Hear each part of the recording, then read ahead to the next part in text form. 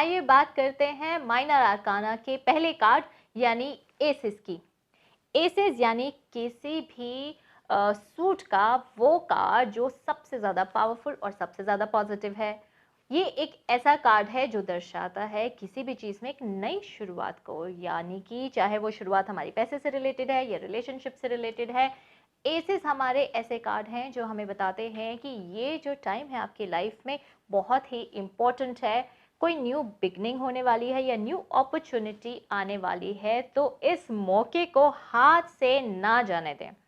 यानी कि जब हम एस ऑफ कप्स की बात कर रहे हैं तो कोई नया रिलेशनशिप शुरू आने होने वाला है, या कोई ऐसा इंसान आपकी लाइफ में आने वाला है जो एक इमोशनल एस्पेक्ट के लिए बहुत ही इम्पोर्टेंट होगा, या आपकी स्पिरिचुअल जर्नी शुरू होने वाली है। कोई ऐसी चीज़ जो आपकी स्पिरिचुअल हेल्थ के लिए एक नया मोड़ लेके आने वाली है।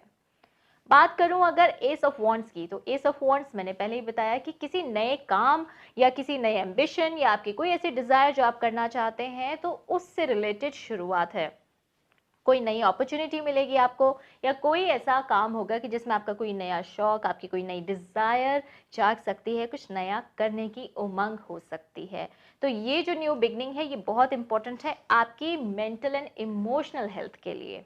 आगे बात करूंगी एस ऑफ पेंटिकल्स की। एस ऑफ पेंटिकल या पेंटिकल का इक्का, यानी कि आपके पास कहीं से कोई ऐसी धनराशि आने वाली है, या आपने कहीं ऐसे इन्वेस्टमेंट की है जहां से आपको मुनाफा होने वाला है। कोई बिजनेस से रिलेटेड, कोई काम से रिलेटेड, पैसे से रिलेटेड कोई गुड न्यूज़ मिलने वाली है, या कोई गुड फॉर्च्यून है आपका जो अब चमकने वाला है, आपका अच्छा लक होने वाला है। तो कोई भी ऐसी चीज़ जो पॉजिटिव है, सक्सेसफुल है, अच्छी है, पैसे से लेके आपके लिए कोई गुड न्यूज़ है वो आपको मिलने वाली है। बात करूंगी एस ऑफ सोर्स की। एस ऑफ सोर्स यानी कोई भी नया आइडिया, कोई भी नया थॉट प्रोसेस या ऐसी कम्युनिकेशन जो आपके लिए नए एवेन्यूज खोल सकती है, या कोई भी नया कोर्स, कोई भी ऐसी चीज़ जो आप नया सीखने वाले हैं, वो दर्शाता है हमारा एस ऑफ सोर्स यानी हमारा तलवार का इक्का। अब यही सारी एनर्जीज को अगर मैं उसके पर्टिकुलर सूट में डाल दूँ तो वो बताएगा हमें कि कैसे हमारी डे टू डे प्रॉब्लम में जो भी सिचुएशन आपके सामने कोई लेकर आया है, आप उसमें जो नई अपॉर्चुनिटी है उसको कैसे कैप्चर कर सकते हैं। आइए बात करेंगे नंबर 2 की। नंबर 2 कार्ड यानी कि आपके जो भी सूट से रिलेटेड है एनर्जी, उसमें अब डुअलिटी आ गई है। उसमें अब आपको ज़रूरत है बैलेंस स्ट्राइक करने की या पार्टनरशिप की। अगर मैं बात करूं टू ऑफ कप्स की, तो अभी तक अगर कोई ऐसी रिलेशनशिप थी या कोई भी ऐसा इंसान था जिसकी तरफ आपके मन में कोई नई इमोशंस जागी हैं, तो अब ये टाइम है कि सामने वाला इंसान भी उसको एक्नॉलेज करेगा, क्योंकि ये कार्ड दर्शाता है पार्टनरशिप को। तो सामने वाला जो भी व्यक्ति है उनके मन में भी ऐसी ही आपके लिए फीलिंग्स उजागर होने वाली हैं। बात करूंगी टू ऑफ वॉन्ड्स की। टू ऑफ वॉन्ड्स यानी अभी तक जो भी आप सोच रहे थे, कोई नया काम करने की सोच रहे थे, उसमें अभी थोड़ी डुअलिटी या कंफ्यूजन आ गई है। आप सोच रहे हैं इस रास्ते जाऊं, ये काम करूं, या ये काम करूं, उस रास्ते जाऊं। तो जो भी आप सिचुएशन में उसमें कंफ्यूजन में भी आ सकते हैं, या आपके पास दो ऑप्शंस हो सकती हैं। ये कार्ड ऑप्शंस भी दर्शाता है। सो काम से ही रिलेटेड, नए आइडिया से ही रिलेटेड आप जो भी काम कर रहे हैं उसमें आपको दो ऑप्शंस मिल सकती हैं।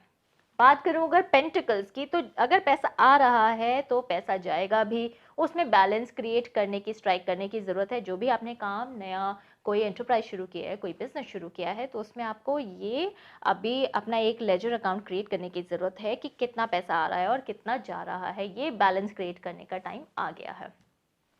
Let's talk about two of swords. Two of swords यानी हमारी सोर्स की जो दुखी है, वो ये बताती है कि आप बहुत टाइम तक किसी एक सिचुएशन को, किसी एक सोच को या आइडिया को लटका नहीं सकते। दो नाव में पैर रख के अगर काम करेंगे तो शायद आप दोनों ही नाव से हाथ धो बैठें। तो फटाफट से डिसीजन मेकिंग कीजिए।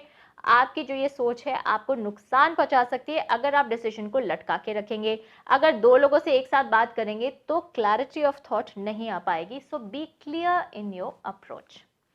बात करेंगे नंबर 3 की। नंबर 3 हमें बताता है कोलैबोरेशन। ये हमें बताता है एंटरप्राइज या किसी भी चीज़ में एक जॉयस आउटकम को। अभी एक से मिले दो, और दो लोग जब मिले तो तीसरा जब आया तो हो गई पार्टी, यानी एक जॉयस, एक हैप्पी टाइम है, एक ऐसा टाइम है जब आप तीन लोग आपस में मिलके किसी भी एक रिलेशनशिप को या किसी भी काम को आप इंजॉय कर रहे हैं। नंबर 3 अगर मैं बात करूं बॉन्ड्स में, तो यहाँ पर भी अभी जो आप काम कर रहे थे उसमें आपको ऑप्शंस मिली, आपने राइट ऑप्शन का सिलेक्शन किया और उससे हुआ आपको मुनाफा, यानी अब आप कोलैबोरेशन में लोगों के साथ काम कर रहे हैं और ये कोलैबोरेशन आपको इंटरनेशनल अपॉर्चुनिटीज़ भी दिला सकती हैं। मैंने कार्ड में कहा इंटरनेशनल अपॉर्चुनिटीज़, वो मैंने कैसे जाना? जी हाँ, किसी भी कार्ड में, किसी भी टैरो कार्ड में अगर आपको कोई भी ट्रैवल का सिंबल दिखता है, जैसे कि कोई रथ हो गया या गाड़ी हो गई या नाव हो गई, इसका मतलब कि आप जो भी काम कर रहे हैं उसमें आपकी ट्रैवलिंग भी होगी। तो 3 ऑफ वॉन्ड्स में हमारे पास यहाँ शिप्स हैं जो समुद्र के ज़रिए आ भी रही हैं और जा भी रही हैं, यानी इंटरनेशनल बिजनेस अपॉर्चुनिटीज़ भी खुल सकती हैं। बात करेंगे 3 ऑफ पेंटिकल्स की। 3 ऑफ पेंटिकल्स, जैसा मैंने कहा कि पैसा आपके पास आया, अब आपने पार्टनरशिप में किसी के साथ सोचा कि इसको कैसे बैलेंस किया जाए, अकाउंट्स बनाए जाएं, पैसा आ भी रहा है, खर्च भी करना पड़ेगा बिजनेस को सेटल करने में। अब आपको और लोगों का, यानी कि टीम वर्क का साथ भी लेना पड़ेगा, आपको और लोगों के साथ कोलैबोरेशन में काम करना पड़ेगा अपने काम को, अपने बिजनेस को बढ़ाने के लिए। इंडिविजुअल रीडिंग्स की अगर मैं बात करूं तो कार्ड के मीनिंग्स बिल्कुल सेम रहेंगे। अगर आपकी जॉब है और जॉब से रिलेटेड ये कार्ड आता है तब भी मैं आपको यही गाइड करूंगी कि आप अकेले काम करते हैं, कोशिश कीजिए आप लोगों के साथ मिल के चले, तभी आपको आगे ग्रोथ और सक्सेस हासिल हो सकती है। बात करते हैं 3 ऑफ सोर्ड्स की। मैं पहले ही बता चुकी हूँ कि जो हमारा सोर्ड एलिमेंट है यानी एयर एलिमेंट है, बहुत ही इंपॉर्टेंट और बहुत ही सेंसिटिव एलिमेंट है जो चीज़ों को ख़राब कर सकता है। अभी यहाँ पर बात चल रही थी कि दो लोगों को हैंडल कर रहे हैं, दो नाव में पैर रख के चल रहे हैं, तो क्या किया जाए? तो भाई जिसके साथ हम आगे बढ़े, तो जो दूसरी पार्टी थी या पहली पार्टी जो इस सिचुएशन में हुई, उसको तो नाराज़ होना ही था। जब तीसरी तलवार भी आ गई, यानी तीसरा व्यक्ति या तीसरी थॉट प्रोसेस भी हमारी सिचुएशन में आ गई, तो यहाँ पर हमें हुआ डिसअपॉइंटमेंट। यहाँ पर जो हमारे सोर्ड एलिमेंट्स हैं हमारे बाकी एलिमेंट्स के साथ थोड़ा नेगेटिव है, और ये कार्ड हमें दर्शाता है कि कैसे ये व्यक्ति अभी डिप्रेशन में है, उदास है। तीसरे व्यक्ति के आने से यहाँ इनका मन उदास हो गया और वो रो रही है। इसका मतलब जो आउटकम हुआ वो पॉजिटिव नहीं है, ये आउटकम नेगेटिव है। आगे चल के बात करेंगे नंबर 4 की। नंबर 4 यानी हमारा स्टेबिलिटी का नंबर, नंबर 4 यानी स्ट्रक्चर का नंबर, यानी कोई भी बहुत स्ट्रॉन्ग फाउंडेशन या लेआउट प्लान का नंबर। याद कीजिए नंबर 4 हमारा मेजर अरकाना में भी एक स्ट्रॉन्ग फाउंडेशन और स्ट्रक्चर को ही दर्शाता है। नंबर 4 अगर कप्स की मैं बात करूं तो अब आ गई है रिलेशनशिप में स्टेबिलिटी। अब आप अपने रिलेशनशिप को लेकर सेफ हैं, अब आप सोच रहे हैं और दूसरा क्या काम किया जाए जिससे स्टिमुलेशन मिले। यहाँ तो सब कुछ बढ़िया ही चल रहा है, यहाँ तो सब कुछ एकदम सॉलिड है। बात करूंगी अगर 4 ऑफ वॉन्ड्स की, ये बहुत ही पॉजिटिव कार्ड है। पॉजिटिव इसलिए क्योंकि जो भी आप काम कर रहे थे उसमें अब स्ट्रॉन्ग फाउंडेशन बन चुकी है। टाइम टू सेलिब्रेट, ये कार्ड किसी भी इस्टेब्लिशमेंट का भी कारक है या उसको भी रिप्रेजेंट करता है। तो अगर ये आपकी रिलेशनशिप रीडिंग्स में आता है तो इसका मतलब शादी या एक फाउंडेशन ऑफ योर रिलेशनशिप भी हो सकता है। यही चीज़ आपके काम में भी हो सकती है, यही चीज़ आप अगर पढ़ाई कर रहे हैं तो उसमें भी हो सकती है। That now you have made a decision where things will be stable in your life. बात करूंगी नंबर 4 की, पैसे से रिलेटेड एस्पेक्ट यानी कि 4 ऑफ पेंटिकल्स की। 4 ऑफ पेंटिकल्स आपको ये कहता है कि ओवर स्पेंडिंग मत कीजिए, पैसे को कंट्रोल करके अपने पास रखिए, ज़्यादा खर्च करने में भी आपको नुकसान हो सकता है।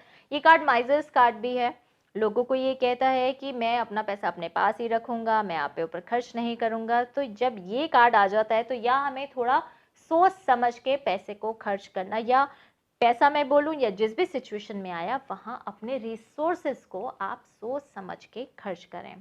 कोई भी कार्ड या कोई भी ऐसा सूट आपकी रीडिंग्स में आता है, मान लीजिए आप इमोशनल या रिलेशनशिप रीडिंग कर रहे हैं और उसमें पेंटिकल्स के कार्ड्स आ रहे हैं या सोर्स के कार्ड्स आ रहे हैं, इट डज नॉट मीन कि वो मीनिंग चेंज हो जाएगा।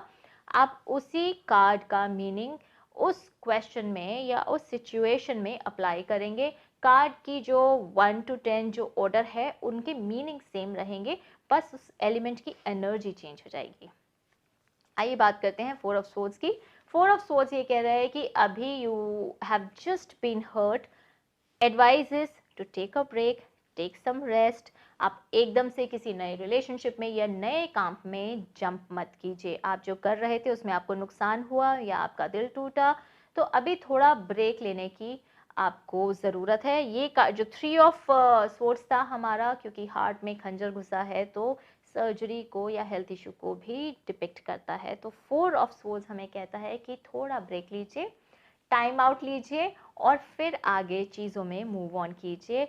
एकदम से अगर एक्शन करेंगे तो आपको नुकसान हो सकता है। आइए बात करते हैं नंबर 5 की। नंबर 5 यानी डिफरेंस इन ओपिनियन, नंबर 5 यानी लॉसेस, नंबर 5 है एजुकेशन का भी नंबर, मरकरी का नंबर यानी नॉलेज का भी नंबर। तो अभी तक आपने जो भी किया उससे आपको सीख भी मिलेगी। अगर नुकसान भी हुआ है तो वो हमें एक एक्सपीरियंस देकर ही जाएगा।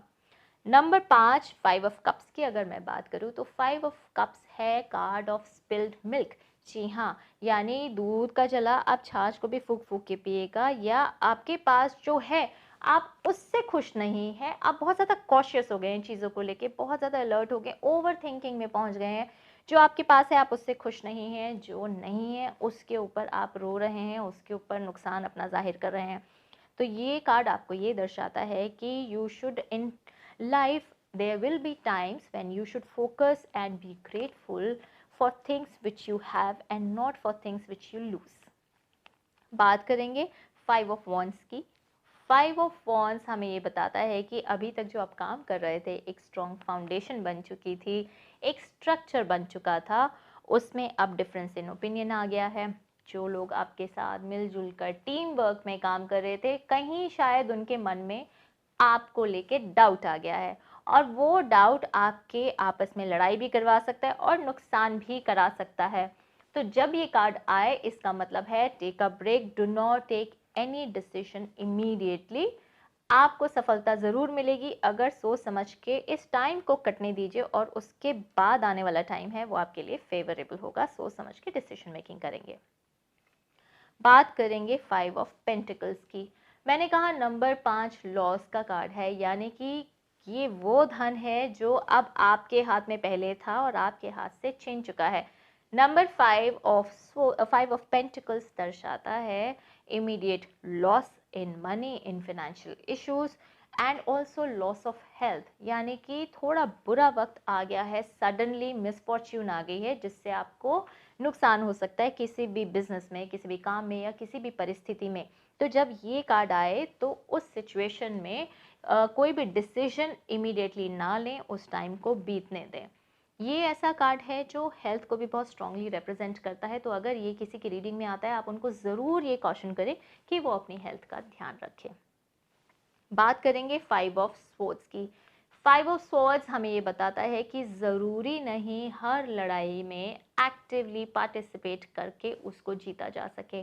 कुछ लड़ाइयाँ ऐसी भी होती हैं जिसमें हमें बैक सीट लेनी पड़ती है, हमें शांत रहना पड़ता है, और उस वक्त जो सामने वाली पार्टी है या दूसरा इंसान है वो अभी गर्मी में है, अभी जोश में है, उसको बोलने दीजिए। वो जो बोल रहा है देयर विल बी टाइम, बोलने के बाद वो रिफ्लेक्ट करेगा और उसको समझ में आएगा कि उन्होंने कितना गलत कहा आपसे, और वो जब इंट्रोस्पेक्ट करेंगे तो वो ये रियलाइज़ करेंगे कि कैसे आप सही थे और वो गलत थे।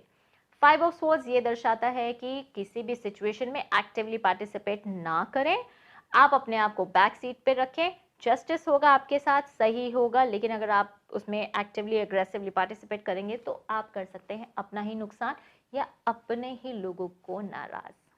ये थी अप टू 5 हमारी स्टोरीज माइनर अरकाना की। आगे बात करेंगे 6 to 10 कार्ड्स की।